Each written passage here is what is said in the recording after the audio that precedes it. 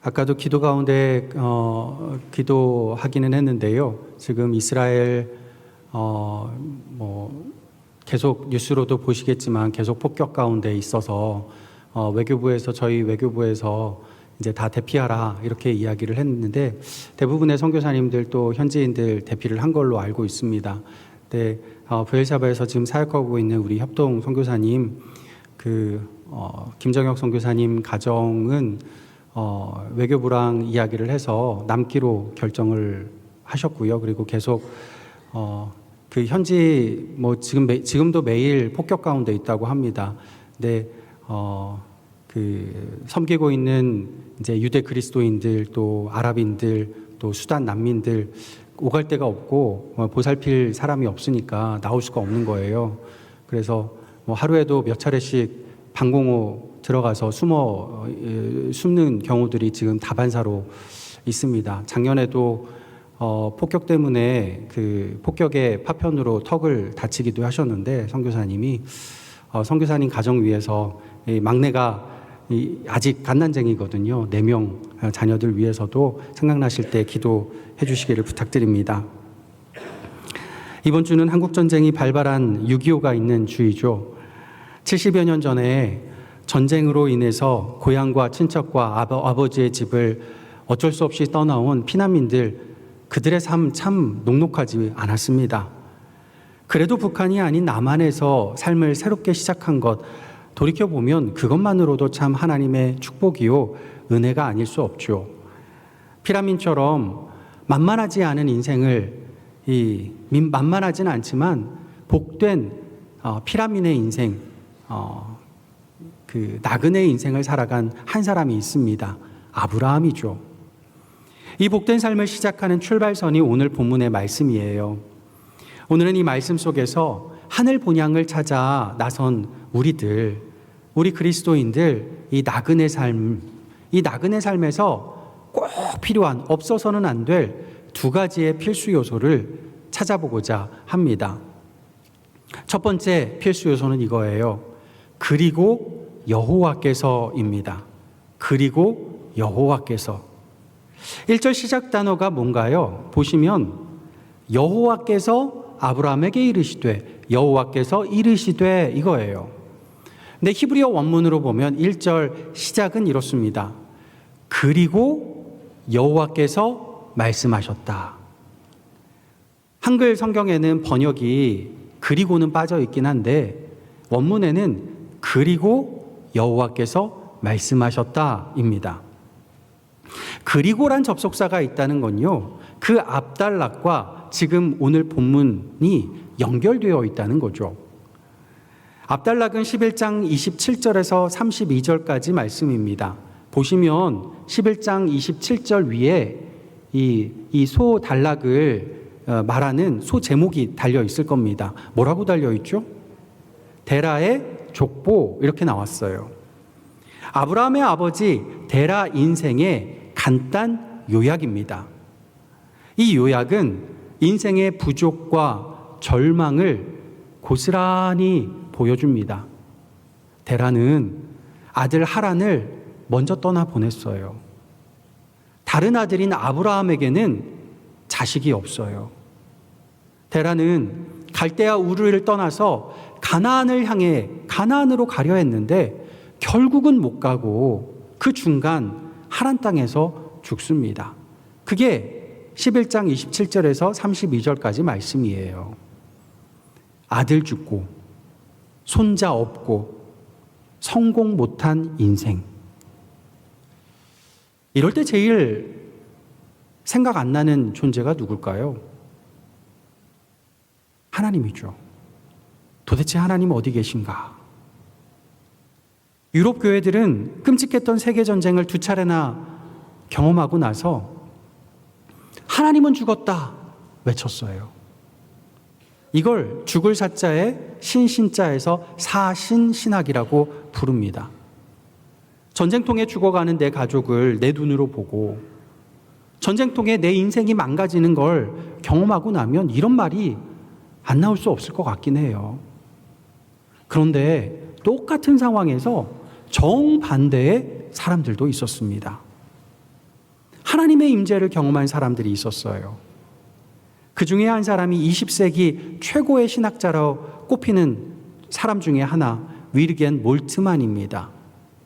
몰트만은 16살에 독일군으로 징집이 됩니다. 그리고 제2차 세계대전에 참전하게 되죠. 전투 중에 연합군에게 공격을 받아서 진지가 무너지고 자기 동료들, 자기 전우들 폭사하게 돼요. 구사일생은 했지만 이분은 겨우 살아남아서 연합군의 포로가 됩니다. 포로 수용소로 끌려가요. 그런데 바로 그 절망의 포로 수용소에서 그는 예수님을 만나요. 자서전에 이런 고백이 담겨 있습니다. 1945년 그 당시에, 그리고 스코틀랜드의 포로로서 영혼의 수렁에 빠져 있던 나를 예수님이 찾아오셨다. 그는 잃어버린 자를 찾기 위해 왔다. 내가 길을 잃고 헤맬 때 그는 나에게 왔다. 전쟁 후에 하나님은 죽었다고 외치던, 사신신학을 외치던 신학계에 몰트만은 희망의 신학을 외쳤습니다. 하나님은 살아계셔서 절망 중에 있는 우리를 찾아 오시는 분, 오시는 하나님, 그 하나님이 우리의 산소망이라 외쳤습니다. 아브라함이 만난 하나님이 바로 이랬어요. 11장 마지막은 아브라함이 믿고 의지하던 가족들, 세상 모든 것들의 마침표가 찍히는 순간이에요. 이 순간이 오면 내 인생도 끝날 것 같아 불안하고 걱정되죠. 그럼 11장 마지막의 마침표는 아브라함의 인생을 끝장냈을까요? 아닙니다. 끝인 줄 알았던 바로 그 자리에서 12장 1절이 시작되는 겁니다. 뭐라고요? 그리고 여호와께서. 여기서 중요한 건 문장의 주어예요. 주어가 누구죠? 여호와 하나님. 나그네 인생길 시작할 때 제일 중요한 게 바로 이겁니다. 주어가 누구냐? 여호와 하나님. 내 인생 내 것 같나요? 아니죠. 탈모약 개발하면 노벨상 탄다는 농담들 많이 하잖아요. 그만큼 없어진 머리카락 하나도 다시 자라게 하지 못하는 게 우리 아닙니까? 질병은 고사하고 죽음 앞에서 너무나 무력한 우리예요. 그런 우리가 어떻게 내 인생 내 거라고 주장할 수 있겠습니까? 우리 인생은 우리 거 아닙니다. 우리를 지으신 하나님 것이죠. 여러분, 내가 주어가 된 인생은요, 결국 아무것도 아닌 인생이 될 거예요. 내가 주어가 된 인생을 지금까지 살아오셨다면 반드시 마침표를 찍게 되는 날이 오게 될 겁니다. 그때가 바로 그리고가 시작되는 날이에요. 무엇의 그리고인가요? 하나님의 그리고예요. 그리고 여호와께서 내 인생에 훅 들어와 나를 인도하신다. 이 고백이 우리의 고백되어야 할 줄 믿습니다. 지난번에 일이 있어서요, 전에 섬기던 교회에 잠깐 방문을 한 적이 있습니다.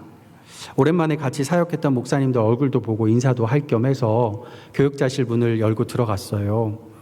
문 열고 딱 들어갔는데 문 맞은편에 앉아있는 처음 본 이제 새로 온 전도사님이죠. 전도사님 얼굴을 보고서 흠칫 놀랐습니다. 왜 그랬냐면 분명 전도사님일 텐데 머리를 싹 민 거예요. 반항하는 전도사님인가? 이거 스님이셨는데 개종하셨나? 아니 조폭이었는데 회개하셨나? 별의별 생각이 다 나는 거예요. 그러면서 머리를 민 것뿐인데 괜히 무서워 보이는 거죠. 그래서 무서워서 벽 타고 슬슬슬 지나갔어요. 그 곁을. 나중에 그 교회 회보에 실린 이 전도사님의 간증문을 읽었어요. 읽고 나서 이상하다, 무섭다 이렇게 느낀 제가 너무 부끄러워서 회개했습니다. 간증 내용은 이래요. 전도사님이 어릴 때 가끔씩 어머님이 이제 목회자가 되면 어떻겠냐고 권유를 했대요. 그때마다 절대 안 된다고 손사래를 쳤대요. 그러다가 고등학교 1학년 때 림프종 혈액암 3기 진단을 받습니다. 그러고는 다급하니까 교회에 올라가서 기도를 해요. 주님, 저를 살려주신다면 주님의 일을 하겠습니다. 잘 들으셔야 돼요. 주님의 일을 하겠습니다. 그렇게 기도했대요. 너무 감사하게도 병원에 입원해서 치료한 지 2달 만에 온몸에 암세포 하나 남지 않았다 진단을 받았대요. 너무 감사하죠. 그러고 나니까 생각이 바뀐 거예요. 아, 내가 기도할 때 주님의 일을 하겠다고 기도했지? 그러니까 나 목회자 안 돼도 되는 거지? 교회 장로님이 되어서 교회 열심히 섬기면 되지 않겠나? 이런 마음이 막 들더래요.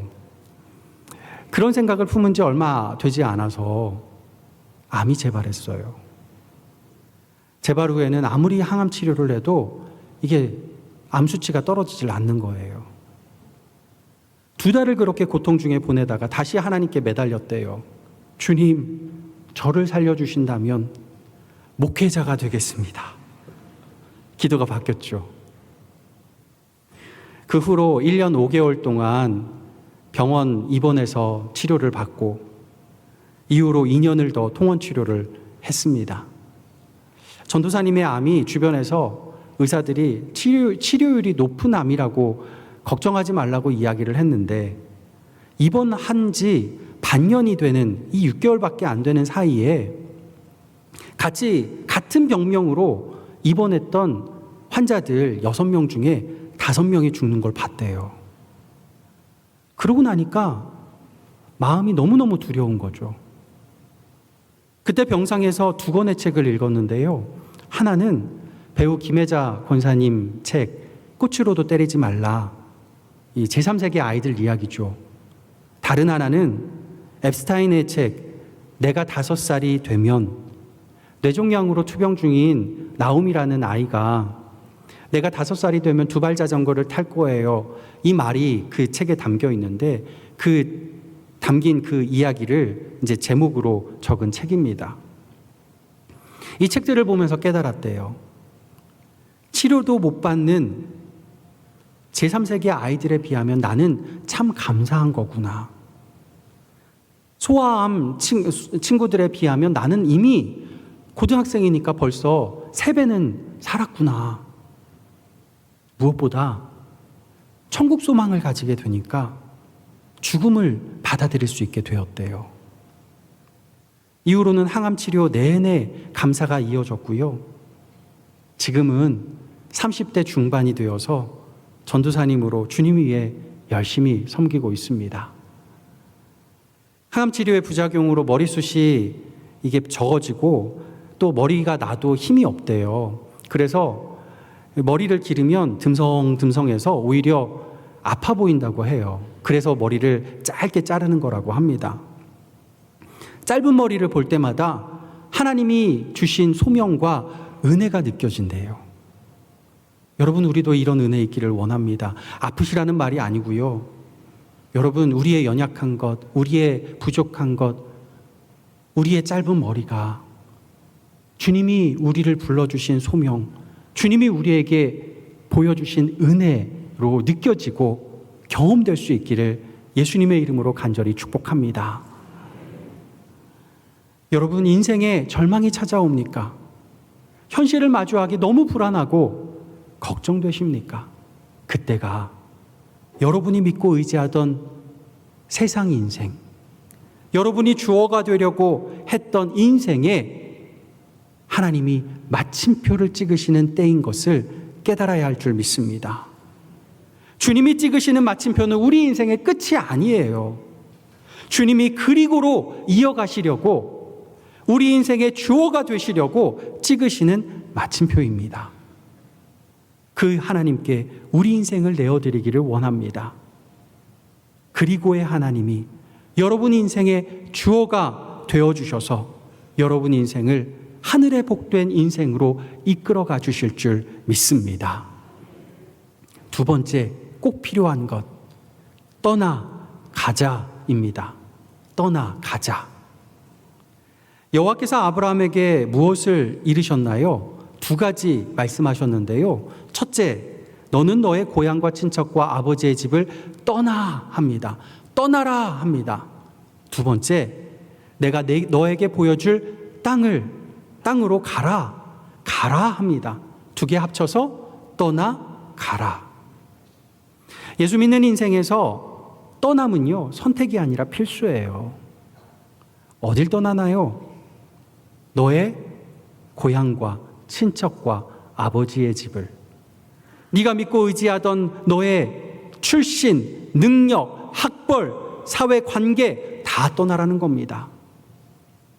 내 손이 힘주어 붙잡았던 모든 것, 이거 놓치면 나 죽을 것 같던 바로 그거 다 내려놓으라는 거예요. 예수님이 처음 제자들 부르실 때도 그랬습니다.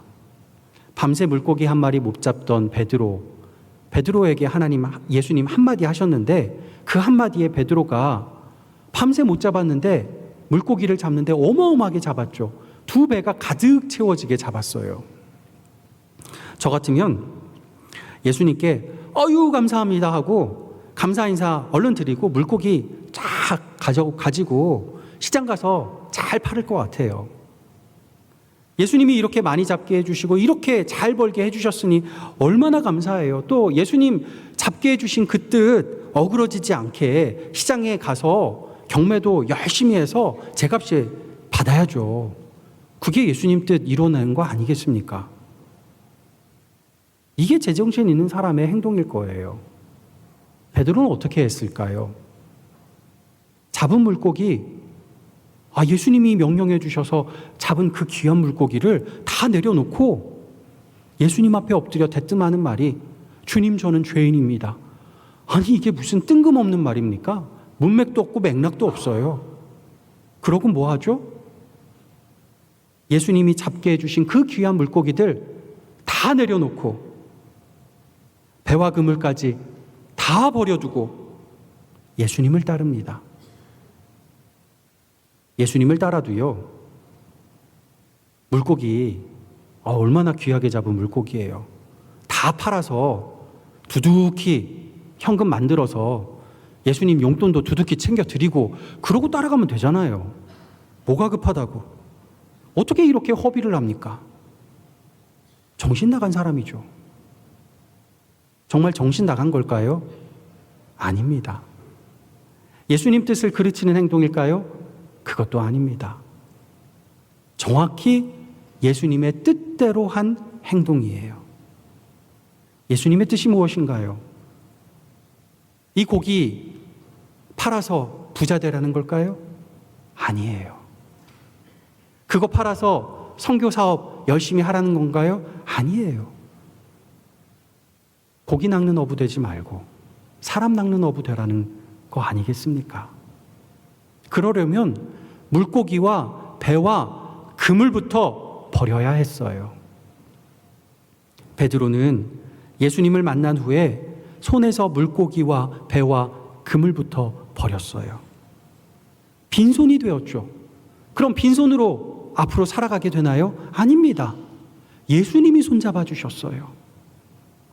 그것도 잠깐이 아니라 영원토록. 그가 손을 뿌리치고 욕하고 도망갈 때도 예수님은 다시 베드로를 찾아와 그의 손을 꼭 잡아주었습니다. 예수님은 왜 손잡아 주셨을까요?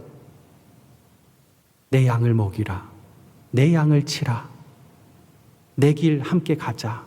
이 길 가면 내가 너의 손 절대 놓지 않고 너를 절대 잃어버리지 않을 거야. 그러니 나와 함께 가자 하신 겁니다.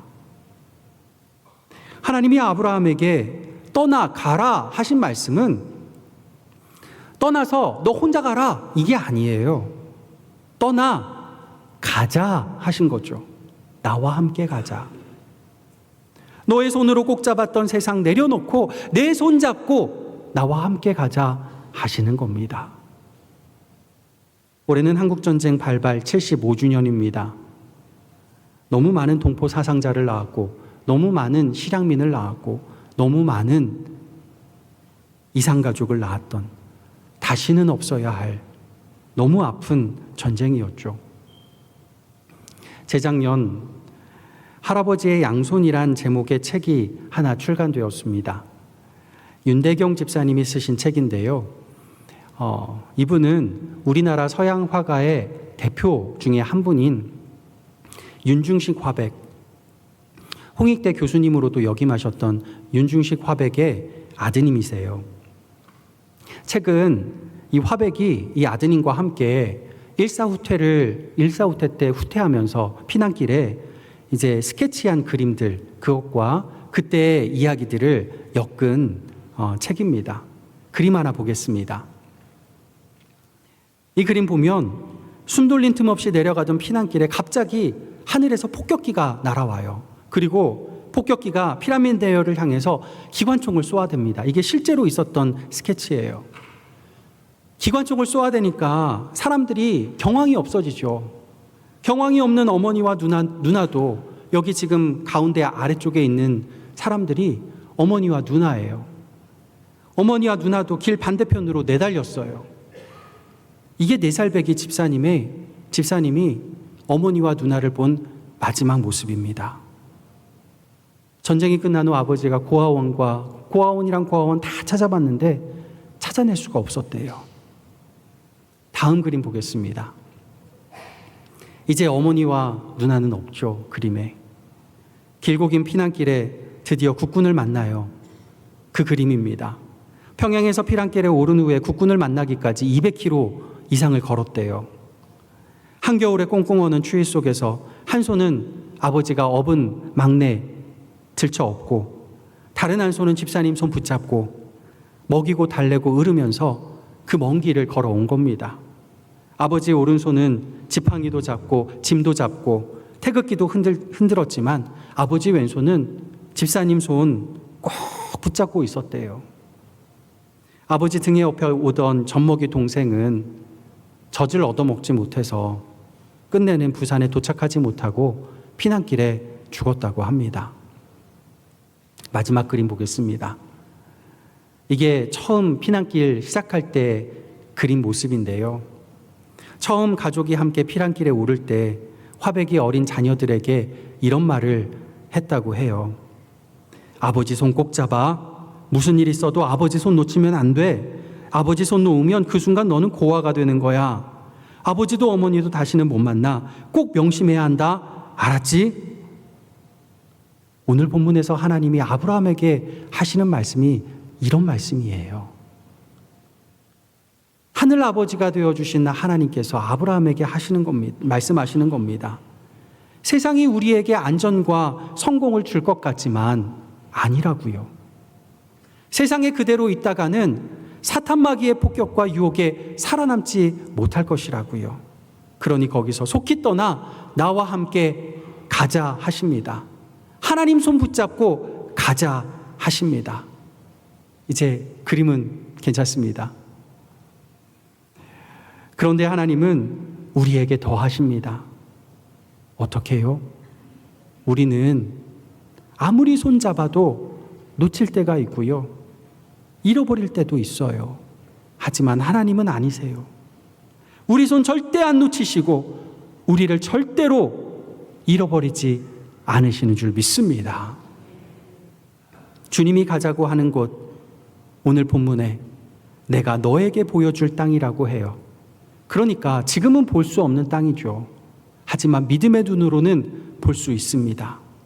하나님 나라 천국, 그리고 그 천국의 기쁨을 맛보고 누릴 수 있는 우리 고척교회 믿음의 공동체입니다.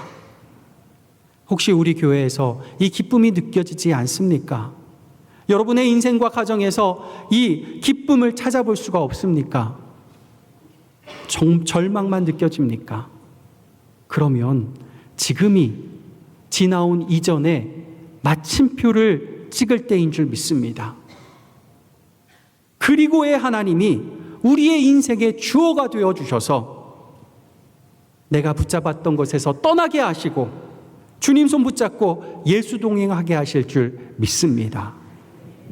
우리를 절대 포기하지 않으시고 절대 잃어버리지 않으시는 하나님께서 우리 인생과 우리 가정과 우리 교회 안에 천국의 기쁨을 풍성하게 피어나게 하시는 놀라운 역사 있기를 예수님의 이름으로 간절히 축복합니다. 기도하겠습니다. 아버지 하나님, 우리의 인생의 마침표가 찍어질 때, 그때가 그리고의 하나님이 시작되는 그때인 줄 믿습니다. 그리고 하나님께서 우리 인생의 주관자가 되어주시고 주어가 되어주시며 우리 손 꼭 붙잡아 주시고 우리와 동행하여 주시옵소서. 예수 그리스도의 이름으로 기도하옵나이다. 아멘.